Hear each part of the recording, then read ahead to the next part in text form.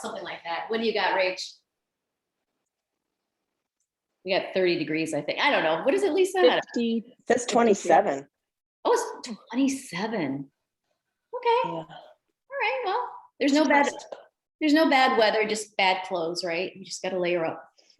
Exactly. What are you up to, Rachel? I don't know. I'm going to try to study a little bit about engines because that's our next test on Tuesday. I don't know anything about engines. Yeah, I know. Well, so Rachel, I'm sorry. Are you expected to like fly the plane if something happens, or fix the plane next if something happens? Like, no, we have to have an understanding. We'll be flying during the training.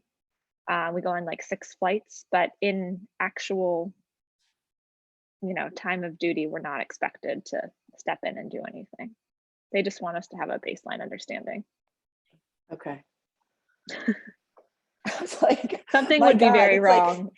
Well, I know you're like, well, we started learning about flying on Monday, and we had a test on Friday, and now we're doing engines. We have a test on Tuesday, and I'm like, wow, that just seems like it's a whirlwind. So yeah. No, we're with the student pilots, but then they go on to do a lot more stuff in depth, and they do a lot more. So in the classroom and flying time. Sure. So we just are kind of getting a very superficial understanding of everything for whatever reason. So when the plane starts going like this, you're like, it's cool. They've got this. Like, yeah, I guess that's probably right. It's not really necessarily that helpful for our jobs, but it's a cool experience. Well, it sounds interesting. Yeah, it is interesting. I never thought I'd be flying a plane. So yeah. But so are you going to be in a simulation where you? Yeah, first we go through the simulations, and then they actually put us in the plane and helicopter and have us do a few flights with an instructor. But it's just you and the instructor. And what was the thing? Can you remind me of that where you were kind of we had to go underwater, and it was kind of like, oh yeah. So before you do the flight stuff, you have to do like the survival swim stuff.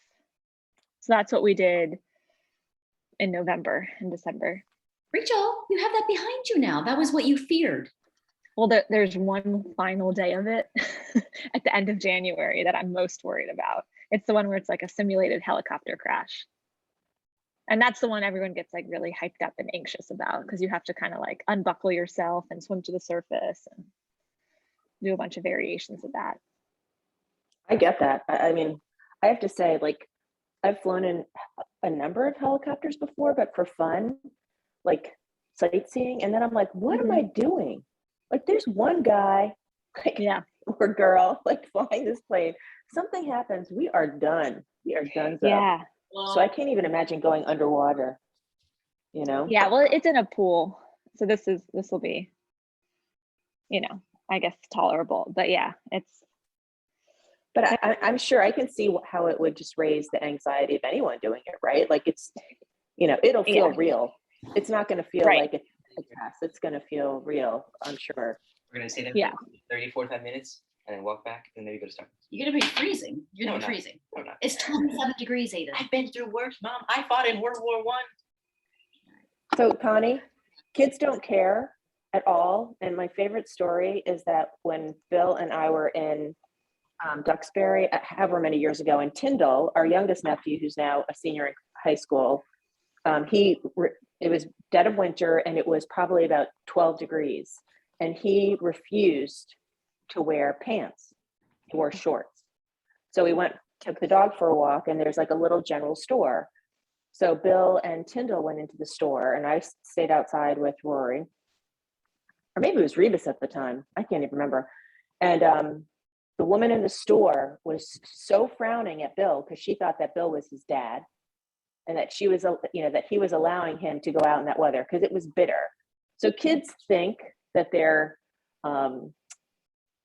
they're immortal, and like that cold and danger doesn't impact them. So it's just what it is.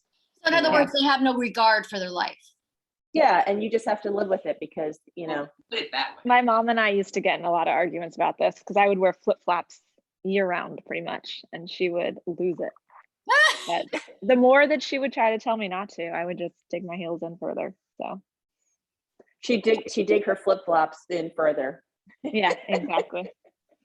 Yep. The big flip-flop gal. I don't buy that, Rachel. I don't buy that. You are like model student, model daughter. No, you know, But I think there's a Connie- little bit of a rebellious nature in all of us. Right. And you have to recognize that the fact that that's how she rebelled by saying I'm wearing flip-flops, Oh, that was sure, probably that's hard true. for her.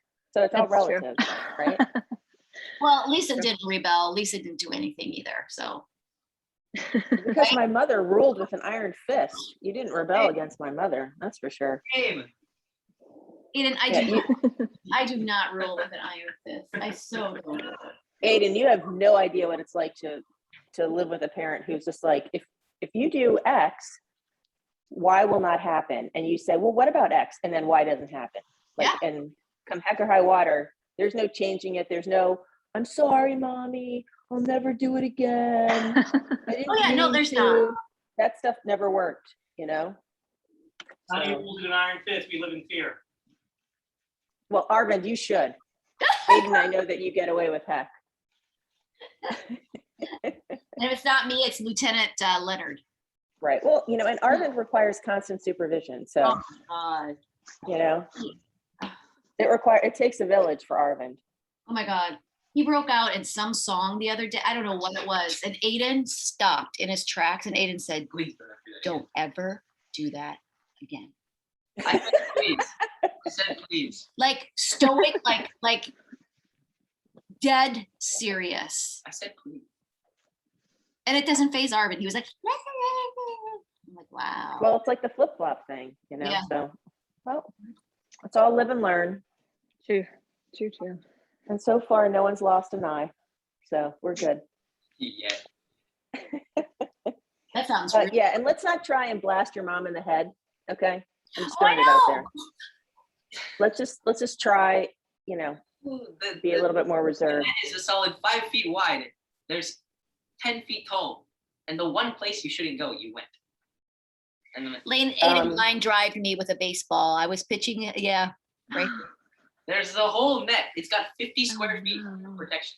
And then I had to go to sport and health and teach cycle. And they were like, Oh man, you had a black eye. yeah, I did. And the guy was like, Oh, that was some pitch. It was like, yeah, wow. it's all Glad fine.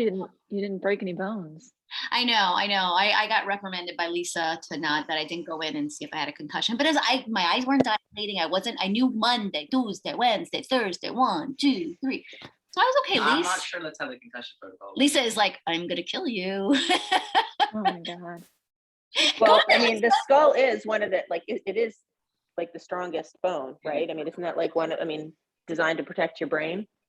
So, But no, it's a really, it's not anything remotely funny, but in a sense, it was like, I don't know. In a sense, it's kind of like, I don't know. you tried to knock some sense into you, but Yeah. Yeah, but we were lucky that was with my wood bat, because if that had been my metal bat, I'm not sure it would have went that way. Oh my god. I did. I was like, shoot, wow, and I did sort of like the thing, like where you just like lose your balance. Yeah, And, you almost fell into the net, but anyway, it's all good. It's fine. That was 1 week where I fell because I was running the dogs. I don't know if I told you about Nick and Nellie. These two big Australian, what are they? Oh, They were yeah. mixed. Bernice and Pyrenees. Yes, Great Pyrenees. Anyway, so I fell when I was running them because one, anyway, la la la. And I have a bruise, like literally, you guys, the bruise is from here to here. It is like all down my leg. I was like the wounded warrior. It was kind of, so when I got hit in the head, I was just like, wow, what else? So, but yeah, Because it comes in threes. it did. And there was something Yeah. else. Oh, so speaking of engines, I was going to tell you the only thing that I know of is transmission, when the transmission doesn't work. So I was trying to reverse the car out of the garage and it literally didn't reverse. And so I was like, well, what the heck? Let's, like my dad fixed everything. So I feel like I was channeling my dad, like, let's fix the whatever. And, Arvin was like, going to call Geico, have it towed. I'm like, no, I'm tired of that. Let's just figure it out. Anyway, la la la. I called a number of different places and I just figured out, you know what, we just need transmission fluid. And so I hopped on my bike and, one thing led to the next. So I hopped on my bike and I was like, like Starsky and Hutch. I was like, going to solve the problem.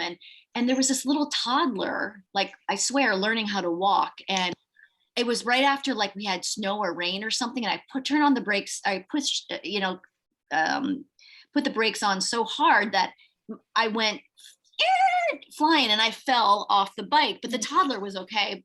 And so I was like, that was the other leg. It was hilarious. I'm like, oh my God. So like both legs, hopped on the bike and, went to, I always get Schlumberger, not Schlumberger. It's a store in Bethesda. It's like because Ace didn't have it. So then I went to Bethesda. They didn't have the transmission fluid. They had a transmission fluid, but you want to get the one that's for a Honda, right? Because if you get a one for a Ford, you're going to screw yourself, if you pour it in there and it's not the right.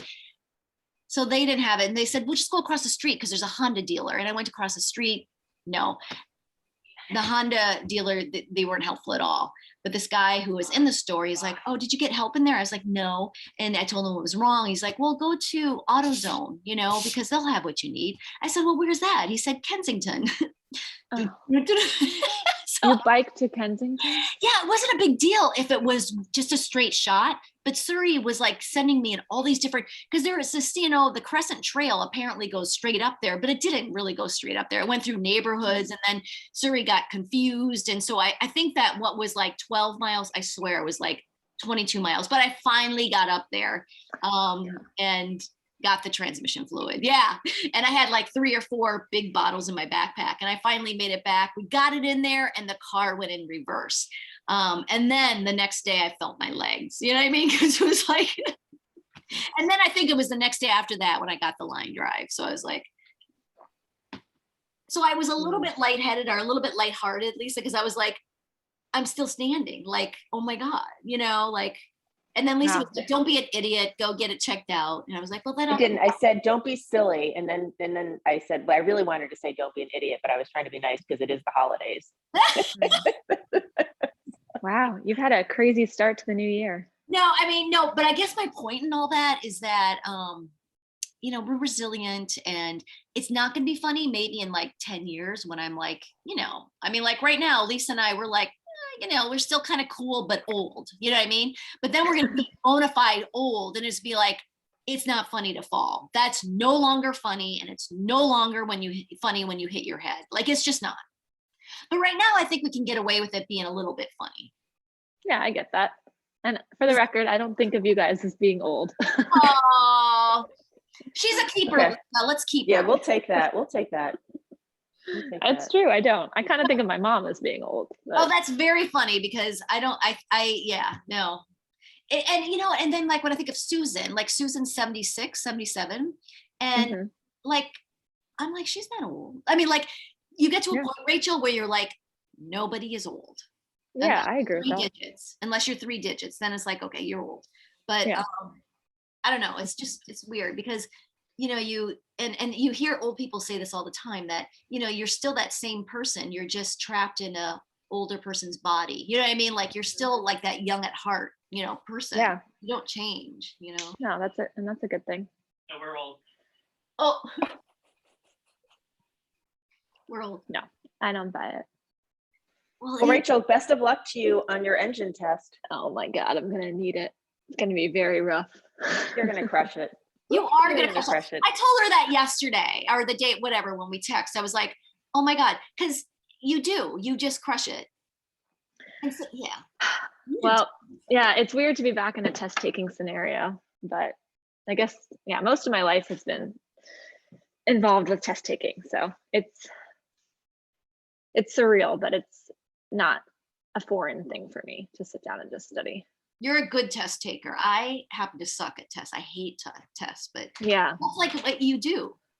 Yeah, no, I've always been a good test taker. So we'll see if I can get through engines. I don't know. It's going to be a real challenge, but. Do you have food on the side of the bed, Connie? Thank you, Lisa. Yes, I sometimes. Oh my God. Do you see this? That's so cute. What is he eating? Well, I don't know. I don't. I have coffee and I have like a bar. I usually have a bar, and he's like, so he knows that, all his bad habits he learned from Juno. Juno taught him the ropes. Oh. When did Juno pass? Oh gosh, right around right before your mom died. Yeah, like the night before I went back. Yeah. Yeah. Yeah,